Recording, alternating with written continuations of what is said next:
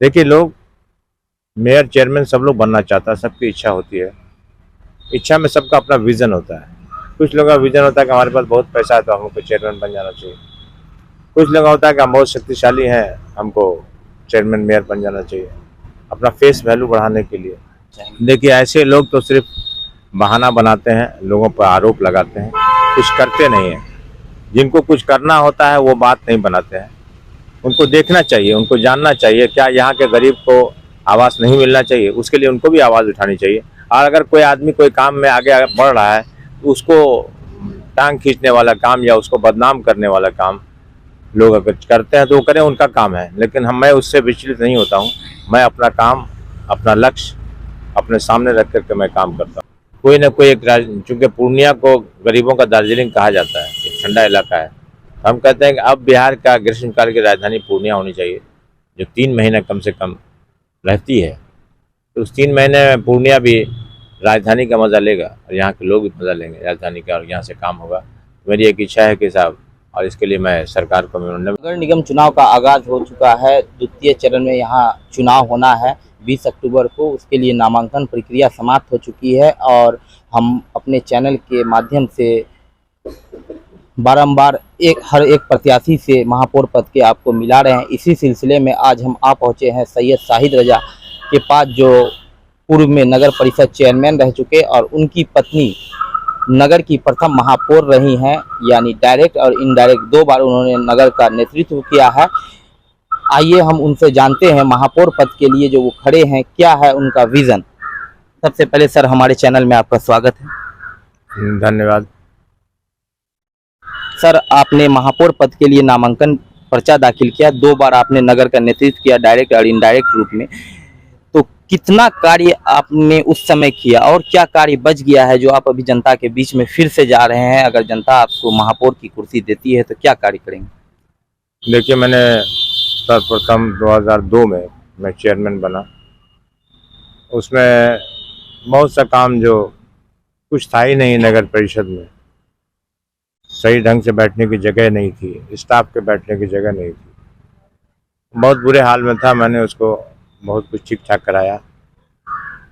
फिर नगर को निगम बनाने में, नगर परिषद नगर निगम बनाने में मैंने हाई कोर्ट में केस वगैरह किया। कटिहार निगम बन गया, जो कि हमारा सब डिवीज़न था। पूर्णिया परिषद रह गया, तो मुझे बहुत ख़राब लगा। तो मैंने एक रिट फाइल किया और रिट फाइल करने के बाद पूर्णिया को निगम का दर्जा दिलाया। उसके लिए बहुत हमको परिश्रम करना पड़ा। तो ये उसके बाद भवन नहीं था, भवन बनवाया। और जो भी आप सामान आप देख रहे हैं, साज सज्जा सामान जो भी है, सब हमारे ही टाइम में खरीदा गया।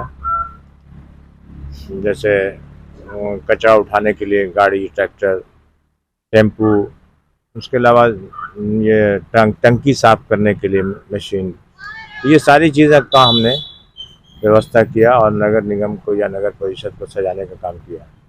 शहर में बहुत सी सड़कें ऐसी जो बहुत ख़राब थी, जैसे मुख्य मार्ग आपको गुलाब बाग से लेकर के लाइन बाज़ार, यहाँ फोर्ड कंपनी तक काफ़ी जाम वगैरह रहता था।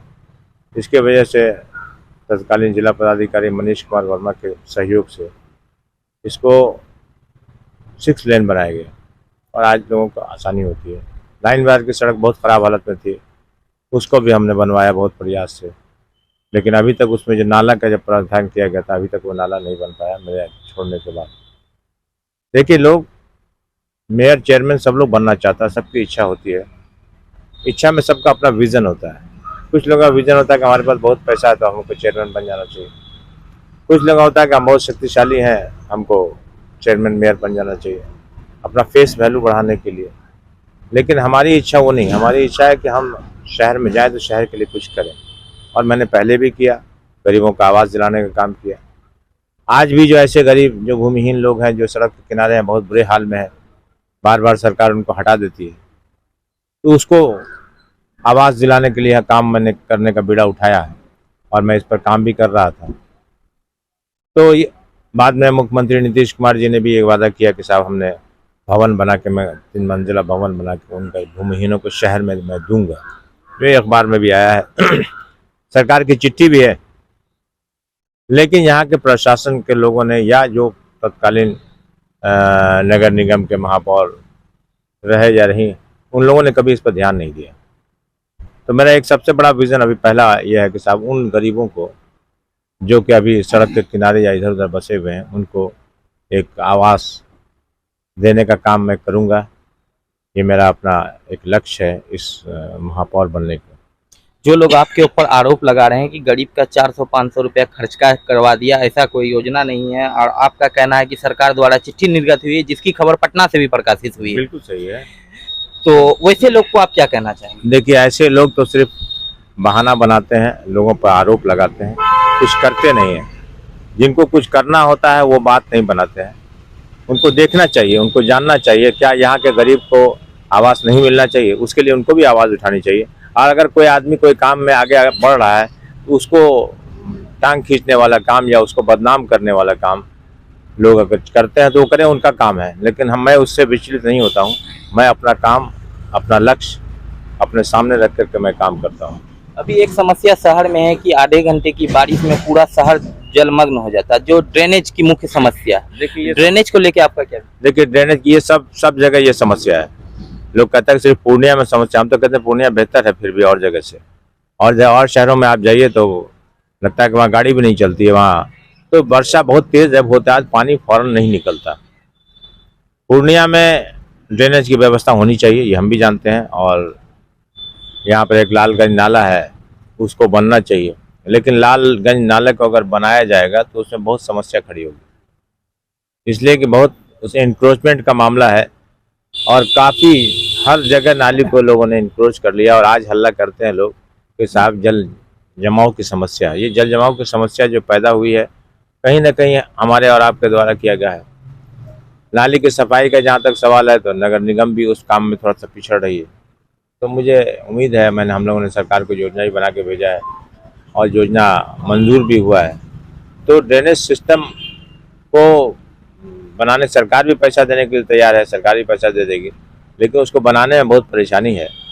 तो इसमें जिला प्रशासन या सरकार उसमें अगर सहयोग करेगी तो मैं ये ज़रूर इसको ड्रेनेज सिस्टम को, जो एक बेहतर ड्रेनेज सिस्टम है, वो पूर्णिया को मैं देने का काम करूँगा। ड्रेनेज सिस्टम का डीपीआर 2 से 3 बार तैयार हो चुका है, इसके बजट का भी आवंटन हुआ, बजट फिर वापस चला गया।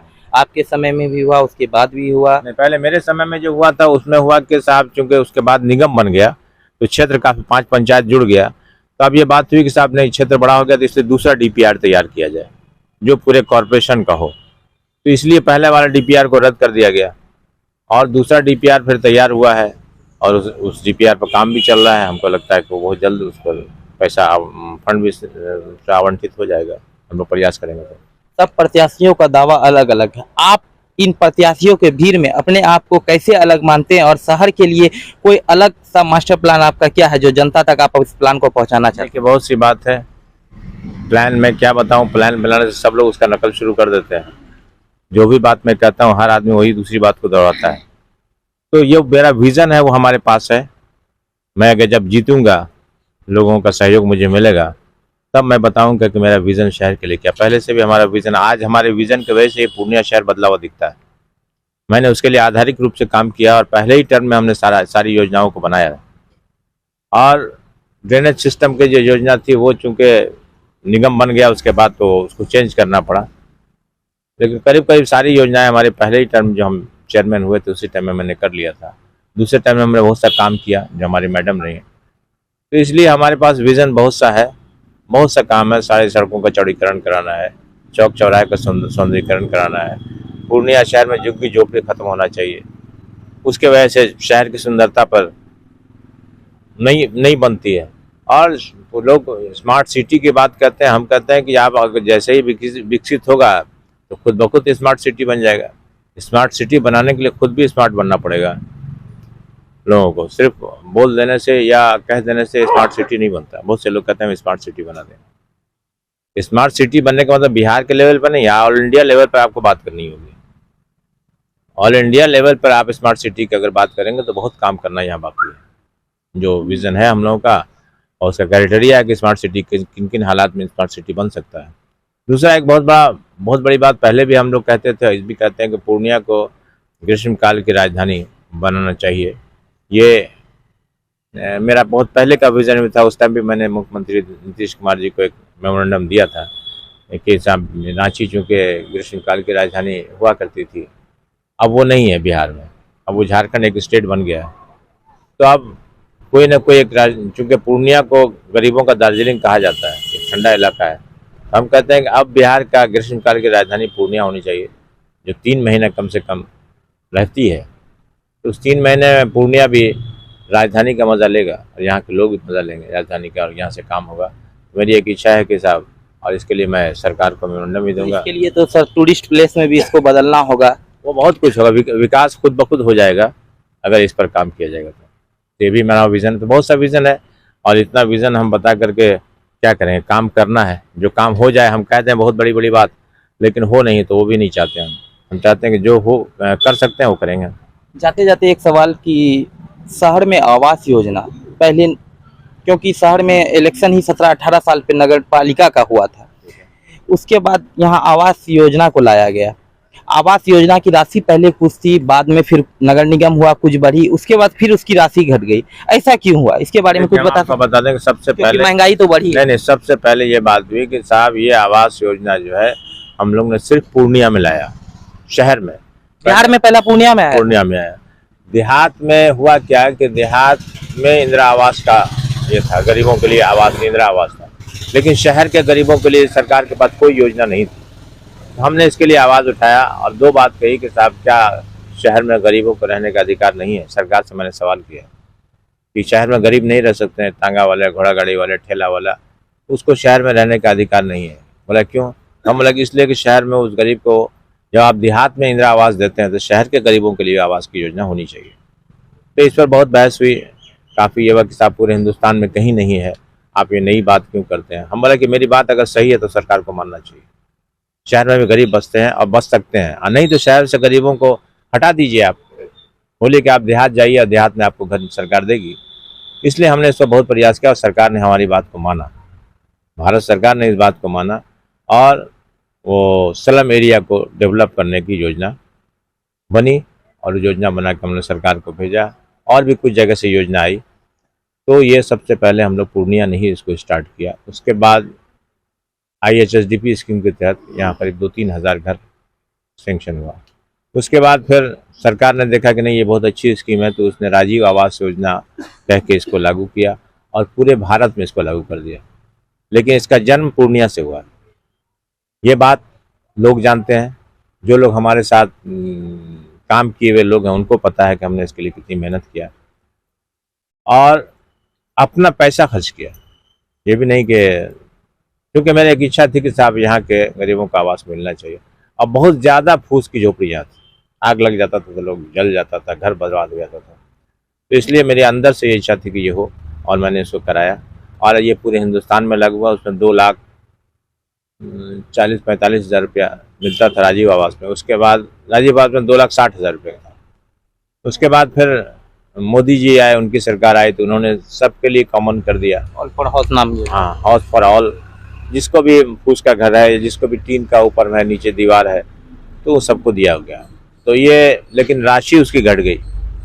राशि घट जाने से लोगों को मकान बनाने में थोड़ा असुविधा, जबकि महंगाई तो बढ़ी है। महंगाई बढ़ी है और असुविधा होने लगी।